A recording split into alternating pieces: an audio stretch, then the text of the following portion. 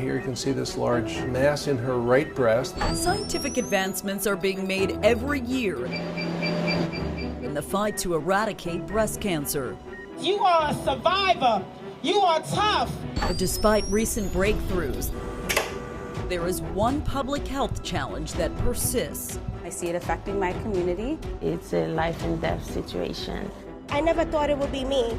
Breast cancer is disproportionately killing Black women across the tri-state and the nation. Breast cancer death rates are 40% higher in Black women compared to white women. It is a Black breast crisis, is what I call it. Join us now for a Turn to Tara investigation to find out what's standing in the way of progress.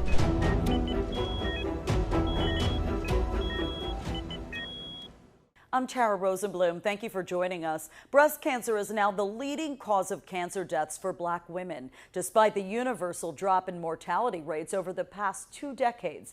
Not only are Black patients being diagnosed at a younger age, they're nearly twice as likely to die from it. Today, we put a face to this urgent healthcare crisis and find out who's taking on the threat. This research is important. It helps. Breast cancer deaths have fallen in recent decades. You are a survivor. You are tough. But not all patients are benefiting equally from scientific breakthroughs. There are days that you're not able to eat.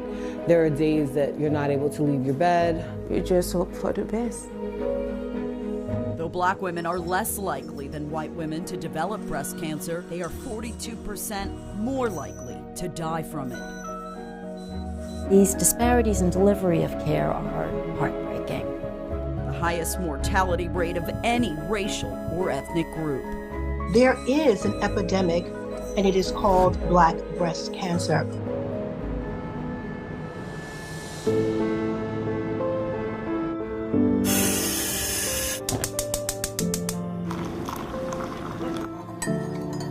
We love taking Christmas pictures.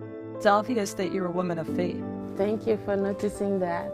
Nancy Dejoie's devout faith God has been with me all my life. has seen her through a lot of struggles. It was terrible. In 2010, one of the worst natural disasters ever recorded reduced her home to a pile of rubble. We saw a lot of people dying. She thought surviving the catastrophic earthquake that killed 250,000 people in her native Haiti would be the toughest fight of her life. I feel sorry for the other people. But then, a few years after relocating to the Bronx with her husband and children, They are my everything. the mother of 3 was dealt an even tougher blow. Dealing with breast cancer is a life and death situation. After her diagnosis, Nancy discovered something that many other Black patients already know. Far too often, women of color fight a losing battle when it comes to breast cancer.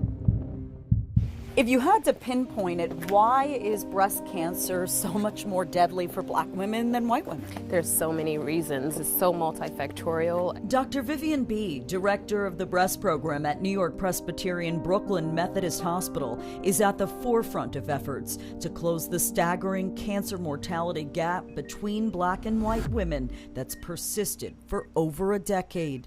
It should make us all pause and say that it just shouldn't happen in the United States, and it does. And so it is a Black breast crisis, is what I call it. We also know that there's bias within the hospitals, and I saw it and experienced it as a trainee in medicine, right? So, I can't be naive to think that my patients don't experience that. We pulled the data for the tri-state, and it showed death rates among Black patients are even higher than the national average in New Jersey and only slightly lower in New York and Connecticut. The research also shows women of color are more likely to face delays in treatment, get diagnosed at a later stage, and with a more aggressive form of the disease, such as triple-negative breast cancer, which is more difficult to treat. There is nothing that can adequately express the heartbreak that you feel when it affects you. Dr. B's mentor, Lisa Newman, learned this firsthand last year. Carry her with me. after her only sister suddenly fell ill. Unfortunately, we lost her in a matter of 3 to 4 months. As one of the world's leading surgical oncologists, Dr. Newman had every resource at her disposal to help her older sister fight the lethal disease. But it made little difference. It so forcefully drove home the fact that these disparities they go way beyond socioeconomics.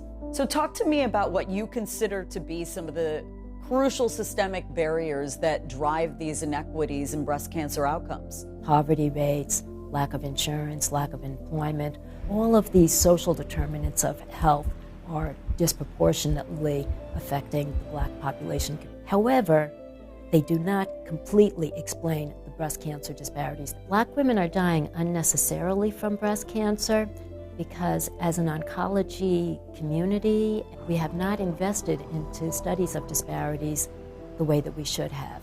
Dr. Newman is fighting to change that through a groundbreaking research program she runs through Weill Cornell Medicine into breast tumor biology. If we do the research that's necessary, we will identify the answers to these questions. But another obstacle Black patients face is a lack of access to clinical trials. We also know that clinical trials really inform how we treat patients with the medications that they're given, right?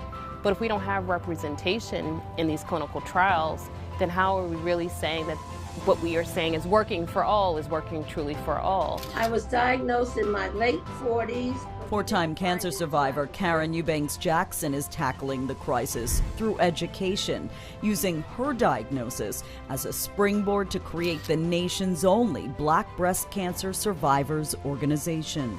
It is a shame that the color of your skin determines whether you can live or die. It's just that simple.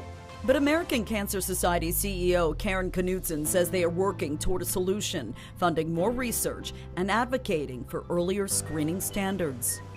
Because we know that under age 50, the death rate for Black women is 2 times higher.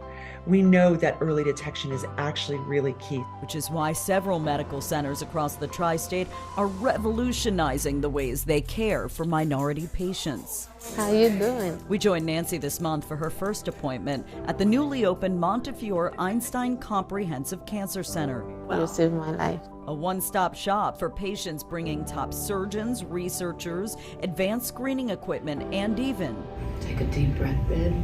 wellness programs, all under one roof. Once they're here, they need to be taken care of in a comprehensive way. You taking the pill? After several surgeries, radiation, chemotherapy, and hair loss, Nancy is finally in remission.